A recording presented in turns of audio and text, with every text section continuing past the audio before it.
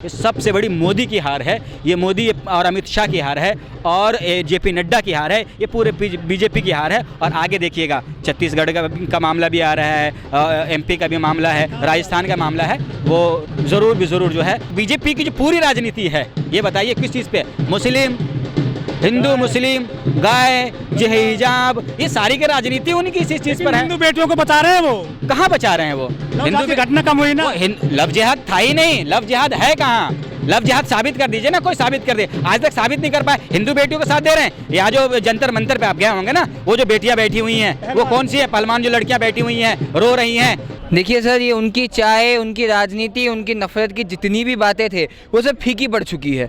दक्षिण का किला ध्वस्त हो चुका है। अब दक्षिण भारत कह रहा है कि हमें जुमलेबाजी से मुक्त करो, और उन्होंने मुक्त कर दिया है। उन्होंने भूख के लिए, उन्होंने काम के लिए, उन्होंने करप्शन के खिलाफ वोट मारा है और दिखाया है कि कर्नाटक नज़ीर बनेगा किस प्रकार जुमलों को काटा जाता है। ये जीत राहुल गांधी की है या फिर खड़गे साहब की है, जो वहीं से आते हैं, अध्यक्ष हैं कांग्रेस की?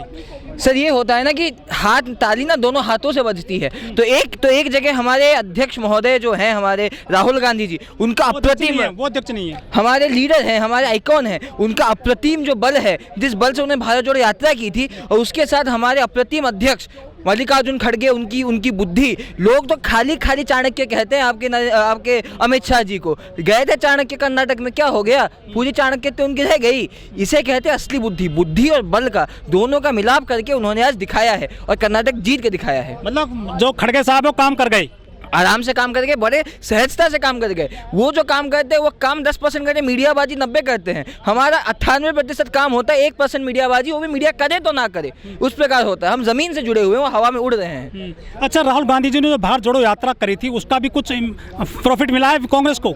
जरूर सर, 100% मिला है। करंट दीजिए, तो करंट दिल्ली की जनता ने करंट दे दिया था ना अमित शाह को। कितना जबरदस्त करंट लगा। उसके बाद देखिए, उसके बाद महाराष्ट्र में भी जो है उनको, हिमाचल में भी लगा, महाराष्ट्र में भी लगा। मगर महाराष्ट्र में क्या क्या गुंडागर्दी करके अभी सुप्रीम कोर्ट ने कहा ना, बीजेपी हर जगह हारी है। सुप्रीम कोर्ट ने जो है, सुप्रीम कोर्ट में हारी है, जो है कर्नाटक में हारी है, दिल्ली में हारी है, बिहार में हारी है, बंगाल में हारी है। हर जगह तो हारी रही, जीत कहाँ रही है वो? रामचंद्र जी जब वनवास पे गए थे तो कब परिवार को छोड़ के गए थे? रामचंद्र जी वनवास पे जा रहे थे, रामचंद्र जी को वनवास था, मगर रामचंद्र जी के साथ जो है उनकी बीवी सीता जी, वो भी चली गई। सीता जी जब जाने लगी तो उनका भाई भी चला, उनके साथ में हो गया। तो किसने बोला है कि भाई, और बल्कि ये तो उस औरत पे जुल्म किया है जिसको आपने शादी किया, जिसको आप जो है 7 फेरे करके जो है, जिसके साथ 7 जन्म जीने का जो है आपने वादा किया, उसको जो है ऐन जवानी पे उसको छोड़कर, उसको बेशरो सामान छोड़कर, उसके लिए आप जो है यहाँ आ गए, 10 लाख के कपड़े पहन रहे, पूरे दुनिया में घूम रहे, सबसे महंगी गाड़ी आपकी है, सबसे महंगे जहाज में घूम रहे, फिर आप कह रहे हैं कि हमने सब कुछ छोड़ दिया, घर छोड़ दिया। 140 करोड़ की जनता मेरी परिवार है, वही मेरा कवच है।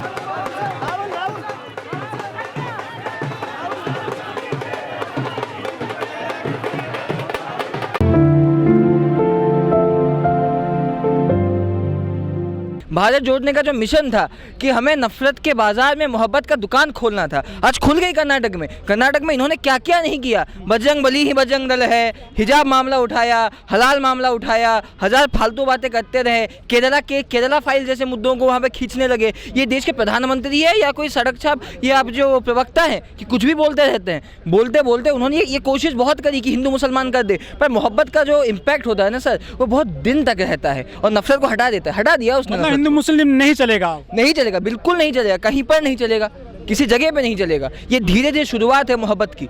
लेकिन वो फिल्म बनाते जा रहे हैं केरला और वो कश्मीर फाइल्स वगैरह। देखिए, जिसको डर होता है ना, वो सबसे ज़्यादा अपना हाथ पटकता है, और झूठ बोलने वाला सबसे जोर से झूठ बोलता है और तन के झूठ बोलता है। ये झूठे हैं, इसलिए तन के बोल रहे हैं। अभी तक तो गोदी मीडिया लोग कहते हैं, अब गोदी फिल्में भी आने लगी हैं देश में। देखिए सर, जब आपके पास पैसा होना, जब आपको पैसा अदानी अंबानी दे रहे हो, तो फिल्म क्या, वो तो एक दिन चाहें तो पूरे रास्ते में नुक्कड़ नाटक करवा दे। इसकी खास वजह बस इतनी है कि देश बेचने के बाद देश का पैसा जब केमन आइलैंड्स में छुपा हुआ है, सेल कंपनीज पे, देश का पूरा आपका जो गया देश तो यही है। नहीं, देश यही है, आपका पूरा पैसा चला गया केमन आइलैंड्स में, वेस्ट इंडीज में, जमैका में आपका सारा पैसा दबा हुआ है। और भारत यहाँ निवेश कर रहे हैं, विदेश में निवेश कर रहे हैं, वो पाई के लिए मोहताज हो गया है, निवेश कर रहे हैं विदेशों में। सर, जो केमन आइलैंड है उसको कहते हैं टैक्स, उसको कहते हैं टैक्स हेवन में कोई आउटकम नहीं मिलता, सिर्फ मनी स्टोर किया जाता है। और इंडिया का जितना आपका ट्रेजर रिलीफ था, वहाँ से मनी, वहाँ से बैंक्स के जो सियादात है उनको हटा के पैसा दिया गया है अदानी जी को। और ये बकायदा बैंक की रिपोर्ट, आरबीआई की रिपोर्ट मेंशन करती है। तो लेकिन मोदी जी ने भी बड़ी बड़ी रैलियां करी थी कर्नाटक में, वो कुछ असर नहीं कर पाए क्या? वही तो सर हम कह रहे हैं, यही होता है ना हैं कि झूठ का पुलिंदा कितने समय तक चलेगा?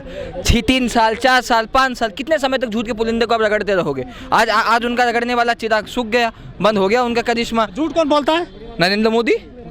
वो तो मजबूत प्रधानमंत्री हैं वो। हाँ सर, आज से आप बता दीजिए कौन से उनके बयान में एक सच्चाई हो?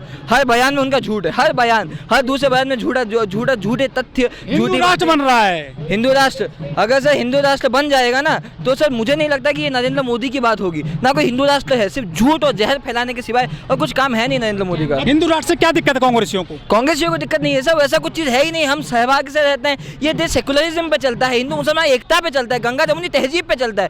ये जो 2 कौड़ी के जो कहते हैं ना, जिनको एक नोट फेंको नाचने लगेंगे, ऐसे नेता हमारे पार्टी में नहीं है। तो क्या हिंदू मुस्लिम की राजनीति नहीं चलेगी देश में? अभी भी ये देश हमारा संविधान पे चलते, मनुस्मृति या कुरान या बाइबल में नहीं चलते।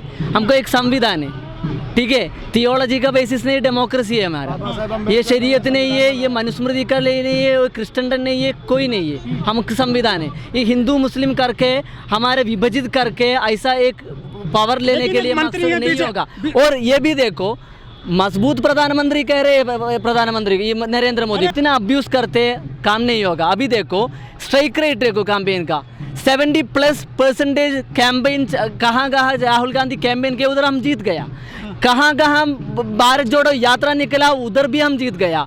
कितना जगह पे अमित शाह गया ना, अमित शाह गया, अभी आभ्यंतर मंत्री है, वो गृह मंत्री है, वो फॉर्मर प्रेसिडेंट है बीजेपी का, अभी 20% है उनका स्ट्राइक रेट। मोदी जी का 50% का कम हो जाएगा। तो मजबूत कैंपेन कौन है? आप बता दीजिए, मजबूत कैंपेन कौन है? वो पप्पू का बात है ना, वो भारत जोड़ का पहले था, अभी वो बदल चुका है। मीडिया भी ऐसा बोलने, बंगला छिन गया है, राहुल गांधी साहब का बंगला छिन गया, सदस्यता चली गई। देखिए ये जो होता है ना, जो सबसे ज्यादा ताकतवर होता है उसी के पीठ में सबसे ज्यादा कोड़े मारे जाते हैं। और ये कोड़े मार रही है बीजेपी, अपने हाथों से मार रही है बीजेपी, कोड़े मार रही है। और इससे राहुल गांधी का जो कद है वो ज्यादा मजबूत हो रहा है। अब देखिए, कोई आदमी को आपने घर से निकाल दिया, आपने उनके पापा, उनके मम्मी, उनके सारे भाई बहन सबको हर दिन गालियां देते थे, तब भी वो आदमी आता है, मोहब्बत करके इस देश को जिता के जाता है। और नरेंद्र मोदी का कुछ है नहीं, आगे पीछे कुछ है नहीं, और आके सिर्फ जहर उगलने के सिवाय कोई दूसरा काम उन्होंने किया होगा 10 हम देख लेंगे। सर अगर देश के खातिर आपने परिवार छोड़ रखा है तो आपने क्या किए हैं देश में, हमें दिखा दीजिए। देश को लूटने के सिवा, जीडीपी घटाने के सिवा, कोरोना में इतनी मौत हो गई, इतनी मौत के सिवा। देश ये बोलती है कि परिवार को छोड़ दो, कहाँ है ये लिखा हुआ कि परिवार को छोड़ दो? असल में ये बोलने को तो बहुत सारी बातें बोलते हैं, बोलने को तो ये भी कह रहे थे कि सबको 15-15 लाख देंगे, दे दिए क्या? कुछ भी नहीं दिए। ये देखिए, ये जुमलों की सरकार है, ये झूठों की है। और सबसे बड़ी बात इस वक्त जो मेन मुद्दा है बात करने की, वो नफरत है, और नफरत पर मोहब्बत की जो जीत हुई है। बीजेपी हारी है, प्रधानमंत्री हारे हैं, जो है गृह मंत्री हारे हैं, उनकी पूरी टीम जो नफरत की पूरी राजधानी हुई। देखिए, हलाल का मुद्दा लेकर आए, हिजाब का मुद्दा लेकर आए, मुस्लिम रिजर्वेशन का मुद्दा लेकर आए, 3 तलाक का मुद्दा लेकर आए, ये। और उसके बाद जब उससे भी बात नहीं बनी तो फिर एक कलमी यानी कि पेन का जो मामला था, अखबार मीडिया से बात नहीं बनी तो एक फिल्म लेकर आए जो झूठी, जिस दिन पहले दिन एक टीवी चैनल पर उस फिल्म के जो निर्माता हैं, उसके एक्टर्स वगैरह आए हुए थे, वो 32,000 का बता रहे थे। जब उनसे पूछा गया कि आप 32,000 का बता दीजिए तो 3 मामले में भी वो फंस गए। जब उनसे कहा गया, जो एक मेंबर ऑफ पार्लियामेंट जो कांग्रेस के, उन्होंने कहा कि भाई 1 करोड़ का इनाम देंगे, आप साबित कर दीजिए इस मामले को। तो झूठ, ये जो झूठ की पूरी टीम। देखिए मणिपुर में क्या हो रहा था, दिल्ली में पहलवान बैठे हुए थे, पूरी कैबिनेट मंत्री, पूरी की पूरी बीजेपी की पूरी टीम, सारे के सारे कर्नाटका में थे। जाटों की अब जात पात आ गई। यही तो मामला है इस बीजेपी सरकार का, यही मामला है कि जब अपने बनाए हुए जाल में जब फंस जाते हैं ना, तो फौरन एक जातिल लेकर आते हैं। जाट की बेटी है, ये फुला की बेटी है, वो जाट हिंदुस्तान का हिस्सा नहीं है। ये जाट कहाँ से आ गया? वो मुल्क की बेटी है। जब मेडल लेकर आती है तो बोला जाता है कि जाट जिमजोग की बेटी जो है मेडल लेकर आई है। कहा जाता है कि हिंदुस्तान, वो क्या अपना झंडा लेकर आ रहे थे? जब मेडल जीत रहे थे तो तिरंगा ले रहे थे और कहा कि हिंदुस्तान की बेटी जीती है, मुल्क की बेटी है। जाट की बेटी कहाँ से आ गई? ये झूठ का बहुत बड़ा पुलंदा है। और सबसे बड़ी बात यह है कि अब मुल्क की जो जनता है वो महंगाई पे बात करना चाहती है।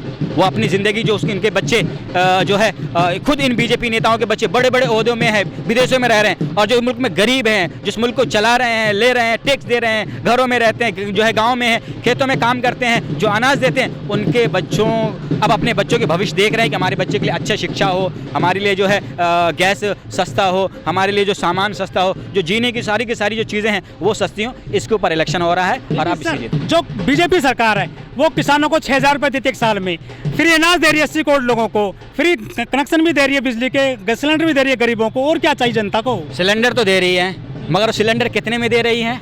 कांग्रेस कितने में दे रही थी?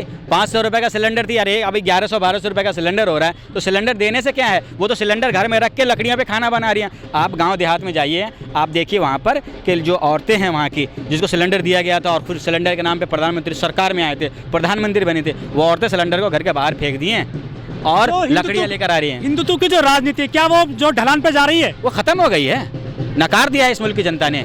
प्रधानमंत्री जैसा कर्नाटक में बजरंग बली को लेकर यूज किया गया, क्या वो फेल हो गया? बिल्कुल फेल हो गया है, बिल्कुल फेल हो गया है। अब देखिए, इससे पहले दिल्ली का इलेक्शन था ना, दिल्ली का इलेक्शन था ना, असल में जो आग बुझने वाला होता है ना, वो बहुत धधाता है, बहुत ऊपर जाता है और मैं धीरे धीरे वो फिर नरम हो जाता है, वो बुझ जाता है। तो बीजेपी बुझती हुई, वो डूबता हुआ जो नाव है वो बीजेपी है, और भी खत्म हो रही है मामला। लेकिन देश की राजनीति का रास्ता उत्तर प्रदेश से होकर जाता है और उत्तर प्रदेश में जो मुख्यमंत्री हैं वो हैं योगी आदित्यनाथ जी। वो कह रहे हैं दंगा नहीं है, यूपी चंगा है। बिल्कुल यूपी चंगा क्या चंगा है बताइए?